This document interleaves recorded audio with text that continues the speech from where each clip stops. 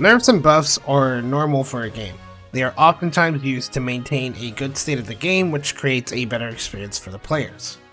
In Valorant, you have different agents, and certain agents are better on certain maps, or they are more suitable for different playstyles. The game itself divides these agents into classes, but even within these classes there are different playstyles, and these different agents are viable in different scenarios. So while the game does try to direct you in how you should be using a character, the final say falls on the player.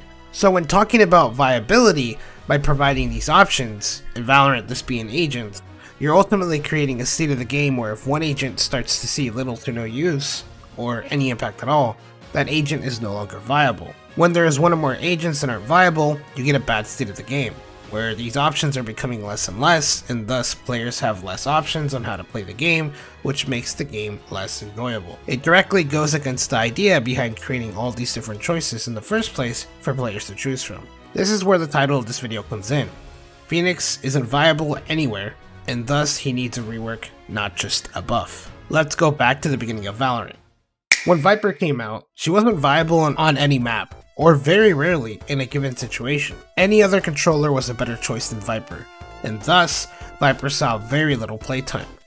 Riot was able to see this, and eventually gave her a rework, which made her into a very impactful agent on the map. Not only did this create a better state of the game because it made her a viable option for players to choose from, but it also changed how people played Valorant. Each agent plays uniquely on the map, and once Viper became viable, the way that Valorant was played was affected by her presence on the map. The Yoru rework. If you've been subscribed to the channel or have seen any of my previous videos, you know I covered Yoru not that long ago before we got his eventual rework. When Yoru came out, he had little to no impact on the game. He was not a viable option, and this was widely understood by players. If you queued a ranked match and happened to lock in Yoru, you were viewed as throwing the game and not wanting to win by teammates. Yoru wasn't an option, and this made the game less enjoyable, especially for players that enjoyed playing this agent and saw his potential.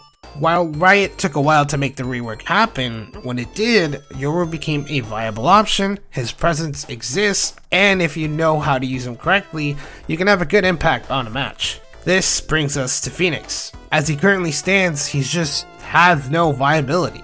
I will be releasing another video that goes in depth into what his rework could look like, but I wanted to do this video first because I've seen a lot of people online, including Riot themselves, saying that a simple buff will be enough to fix Phoenix. With this video, I hope I can get my point across that a buff is not enough. He needs a rework, and I want to do this by talking about the other duelists. Let's start with Jett.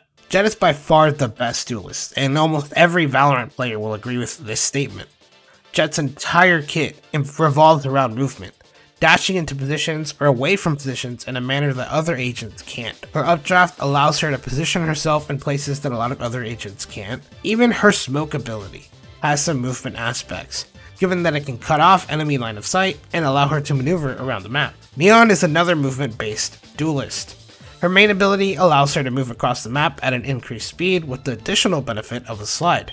Her concussive orb slows down her enemies, allowing this increased speed to act as an even bigger advantage if played correctly. Similarly to Phoenix, Neon has a wall that she can momentarily deploy, which creates a long hallway for her to move across or cut enemy lines of sight. It doesn't heal her, but many would argue that the increased distance for it is more beneficial than Phoenix's secondary effect of healing. Both of these agents center around one specific playstyle, a movement-based one. Their main goal is to provide players a toolkit that allows them to move around the map in a better way than other agents. Reyes has some movement at her disposal with her satchel charges, but overall I'd say that her main focus is creating space with her abilities. Her nade can clear corners and other difficult to clear spots on the map while doing a good amount of damage to enemies. Her boombot can also be used to clear out spaces, targeting enemies it comes across on. Her satchels can be used to push back enemies while dealing damage, but can also be used to move into sites or positions much faster. Her primary goal is creating space, and all her abilities help her accomplish this. Yoru's entire kit focuses on distracting the enemy, which is his way of creating space. His gate crash has the option of faking out enemies with a sound cue, his decoy is a physical copy of him that flashes enemies upon being shot at, and his flash goes off after bouncing off something, which can be set up differently than other flashes. If you haven't caught on to the picture I'm drawing, it's that each duelist focuses on one goal or playstyle, and their kit focuses around this objective. So far, I've been able to summarize each duelist in a manner that I'm sure other players would agree with. And if you still haven't caught on, Phoenix is much harder to summarize, which is only looking a small bit into his issues. Lastly is Reyna. And well, she's fully focused on being aggressive, and thus her kit is self-sufficient. She can flash enemies, and that ability, alongside her ability to dismiss or heal up, allows her to continue taking fights. I think this is what Phoenix was intended to be, a self-sufficient duelist that could take fights by himself and make space for his team. But ask anyone on whether they would take Reyna or Phoenix, and you'll hear maybe one person respond that they would take Phoenix. Phoenix isn't entirely focused on being self-sufficient, but he also doesn't really address any other objective, and I would argue that this is his problem. We know Phoenix was intended to be self-sufficient because the only other duelist that can heal themselves is Reyna, but he also has a wall ability, which, considering he was one of the initial agents when this game came out, it was primarily used at the beginning of the game to push onto the objective while blocking lines of sight. But nowadays, there are so many better options to do this. There are more agents with flashes, so this ability has pretty much become useless. Phoenix can heal himself with his wall and molly, but neither can provide shields like Reyna's overheal, and both force him to stay within his ability to heal. Not to mention that his wall recovers health at a pretty slow pace. And to my Phoenix mains out there, I understand a lot of you can still play well with Phoenix, but if we take a step back and think about it, odds are that your abilities aren't the reason you're succeeding or having a good impact on your team. Returning to my initial argument, Phoenix isn't as viable, especially when compared to other agents that can provide not only the player, but the team as well with more value. Phoenix tries to do everything, but fails at doing anything well. It's a fault I would say that comes from being one of the initial agents. There were less options when Valorant first released, but also there was less of a skill variability.